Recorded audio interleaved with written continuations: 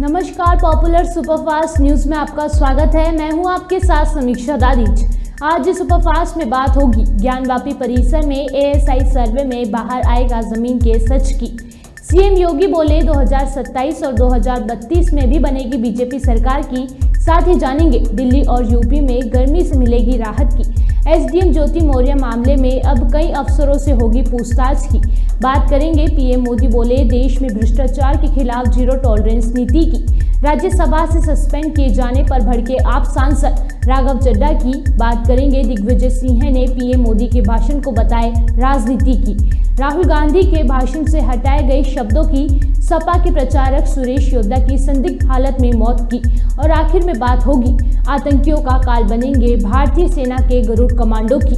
इसके साथ ही और भी तमाम बड़ी खबरों से आपको कराएंगे रूबरू। ज्ञानवापी परिसर में एएसआई सर्वे 9वें दिन शुरू हो गया है।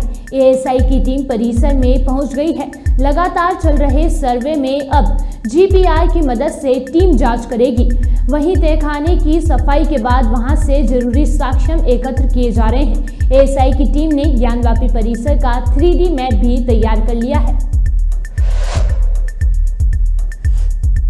यूपी विधानसभा मानसून सत्र के आखिरी दिन शुक्रवार को सदन में मुख्यमंत्री योगी आदित्यनाथ और नेता विरोधी दल अखिलेश यादव के बीच जमकर जुबानी तीर चले। इस दौरान उन्होंने शिवपाल सिंह यादव का बार बार नाम लिया और उनके बहाने अखिलेश यादव पर निशाना साधते रहे। योगी के अंदाज और शिवपाल को लेकर उनके तंज पर सदन में कई बार ठहाके भी गूंजे। रिहर्सल में कुछ कमी रह गई है लगता है। चच्चू कुछ तो सिखाया करो। अब इस समय तो फुर्सत होगी, थोड़ा समय का उपयोग कर लो। देखिए अभी आपके पूरा फुर्सत है, आपके पास भी। ये तो अभी 23 से 28 चल रहा है, 27 चल रहा है और 27 से लेकर के 32 में भी फिर यही रिपीट होने वाला है। घबराइए मत।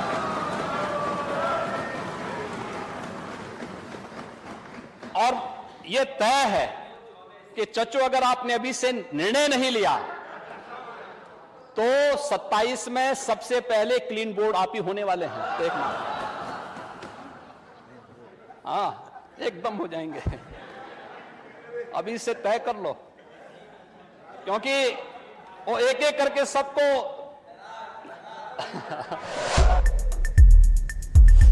मौसमी उतार चढ़ाव के बीच दिल्ली में अगले 4-5 दिनों तक बादलों की आवाजाही बरकरार रहेगी। मौसम विभाग के मुताबिक अगले 24 घंटे के दौरान भी आकाश में बादल छाए रह सकते हैं। 20 से 30 किलोमीटर प्रति घंटे की रफ्तार से तेज सतही हवाएं चलेंगी। अधिकतम तापमान 35 जबकि न्यूनतम तापमान 28 डिग्री सेल्सियस के आसपास बना रह सकता है। एसडीएम ज्योति मौर्य केस के लिए कौशाम्बी में चायल तहसील के तत्कालीन कुछ अधिकारियों व कर्मचारियों से भी पूछताछ होगी। ज्योति मौर्य के खिलाफ उनके पति आलोक कुमार ने आरोप लगाए हैं। ज्योति वर्ष 2019 से 2020 तक चायल तहसील में तैनात थी।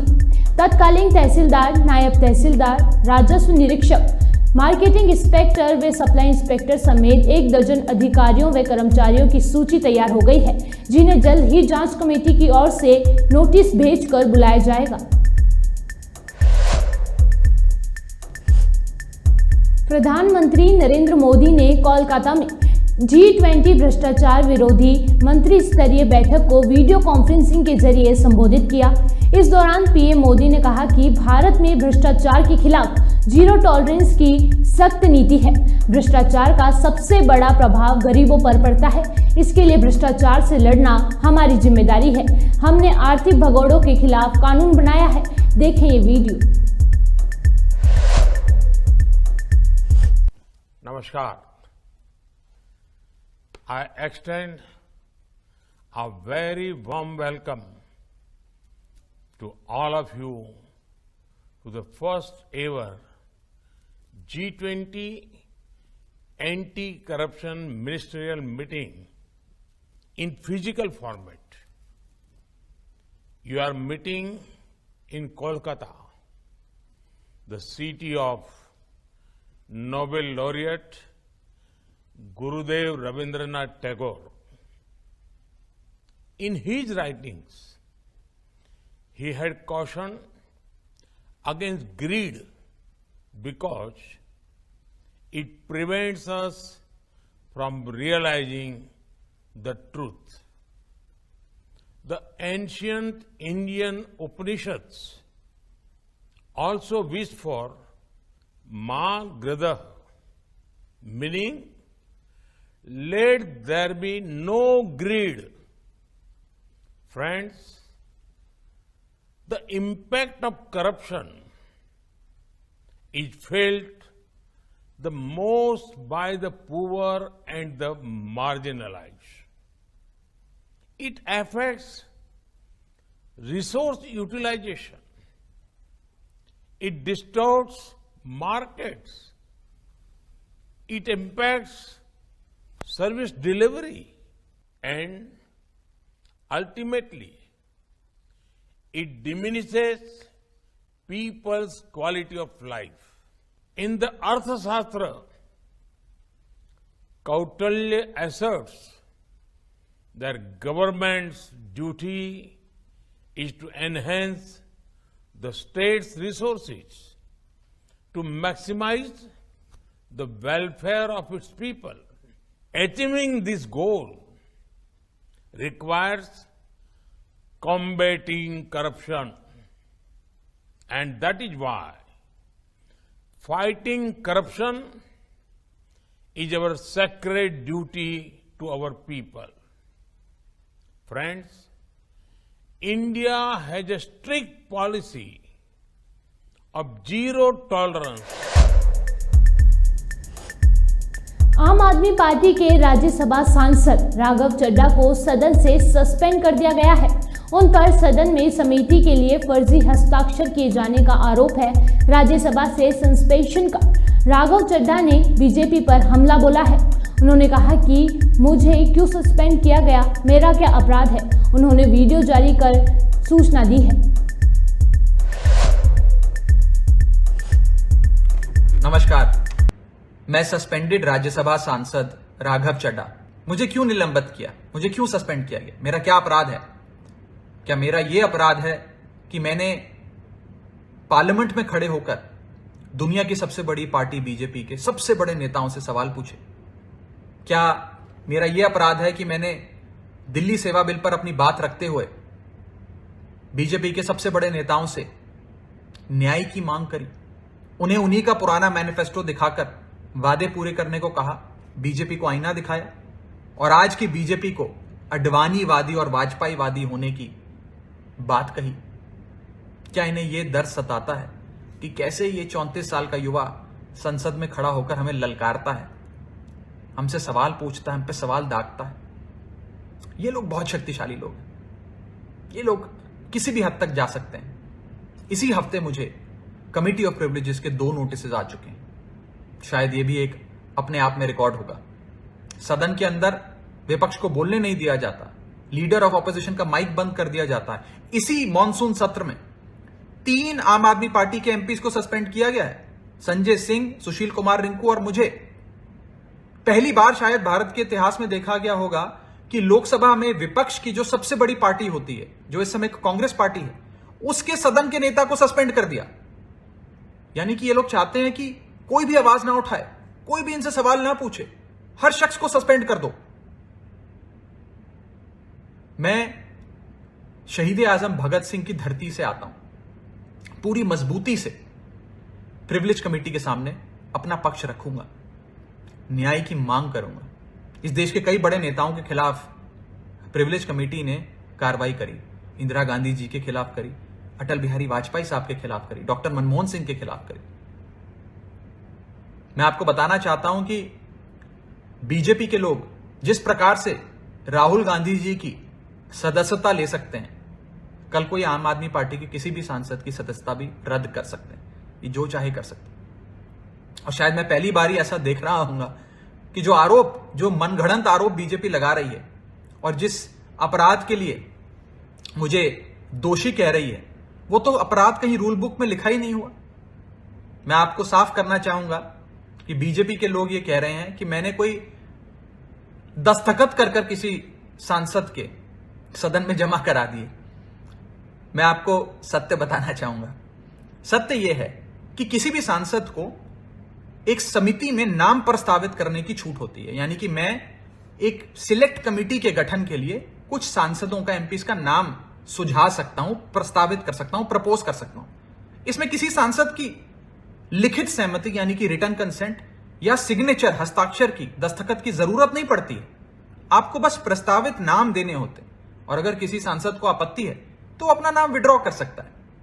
कहीं पर भी ना सिग्नेचर लिए जाते हैं, ना सिग्नेचर जमा किए जाते हैं, ना हमने सिग्नेचर जमा कराए, लेकिन फिर भी एक मौका इन लोगों को मिल गया है मुझ पर कीचड़ उछालने का और मेरी रेपुटेशन को तार तार करने का। एज अ पार्लियामेंटेरियन मुझ पर कीचड़ उछालकर मेरी रेपुटेशन को हार्म पहुंचाने का।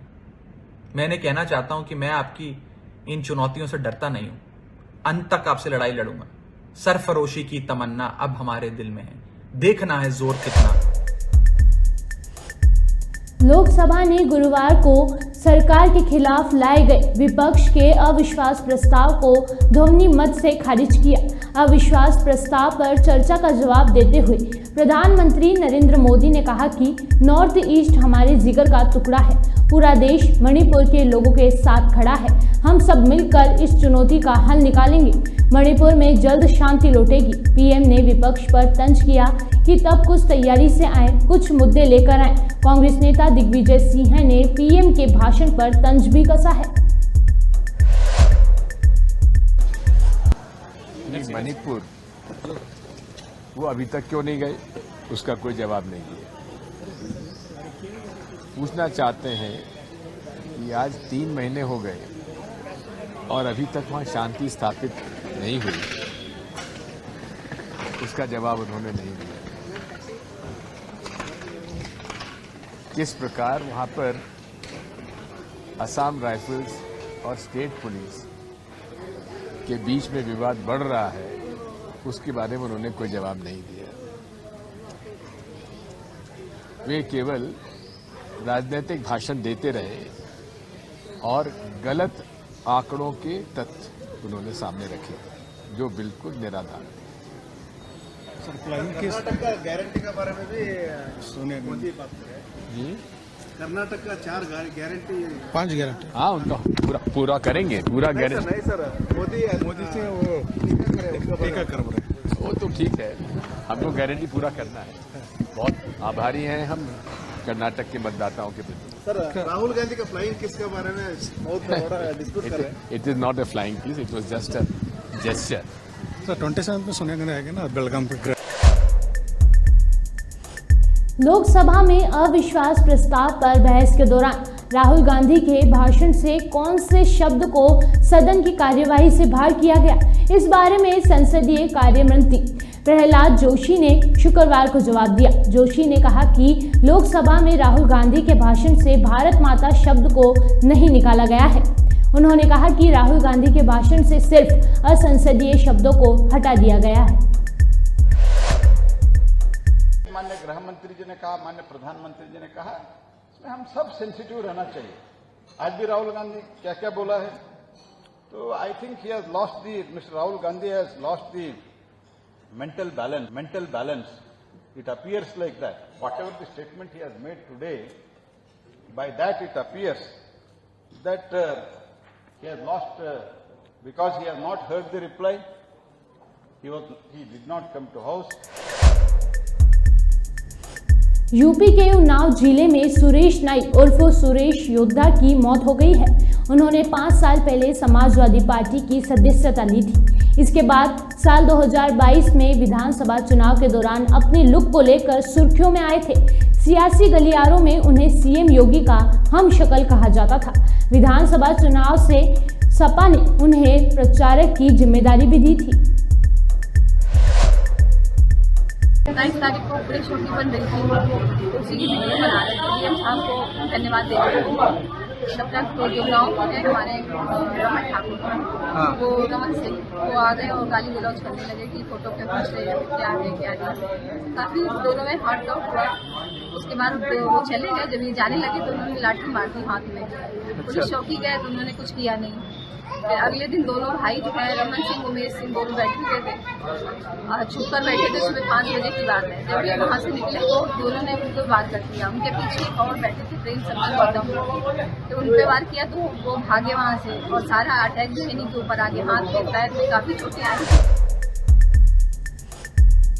आतंकवाद के खात्मे और सरहद पर दुश्मनों से सीधे मुकाबले के लिए वायुसेना के गरुड़ कमांडो अपनी नई भूमिका में तैयार हो रहे हैं। किसी भी भारतीय स्पेशल फोर्स की ट्रेनिंग का सबसे लंबा ट्रेनिंग पीरियड गरुड़ फोर्स में ही होता है। श्रीनगर में गरुड़ कमांडो की ट्रेनिंग जारी है और इसका वीडियो भी सामने आया है।